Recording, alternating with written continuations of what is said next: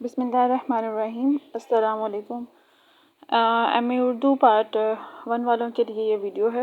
خواجہ میر درد کی تینوں غزلوں کی تشریح آپ کے سامنے شو کی گئی ہے۔ اس بک میں بہت اچھی تشریح ہے، آپ ایک دفعہ ریڈ کر لیں گے تو نیکسٹ ٹائم آپ کو دوبارہ میں بھی ریڈ نہ کرنی پڑے۔ آسان ورڈنگ میں ہے اور بہت اچھے طریقے سے سمجھایا گیا ہے، اور وہ اسٹوڈنٹس جو کہتے ہیں کہ ان کی بک میں بہت شارٹ تشریح ہے کہ وہ 20 مارکس کی نہیں ہو سکتی ہے، تو وہ بھی اس کو ضرور ریڈ کریں تاکہ آپ کا 20 مارکس کا کوشچن واقعی میں ہی 20 مارکس کا لگے۔ اور جو کوئی کسی بھی چیز میں آپ کو مشکل پیش آ رہی ہے وہ آپ جلدی سے کمنٹ کر دیا کریں۔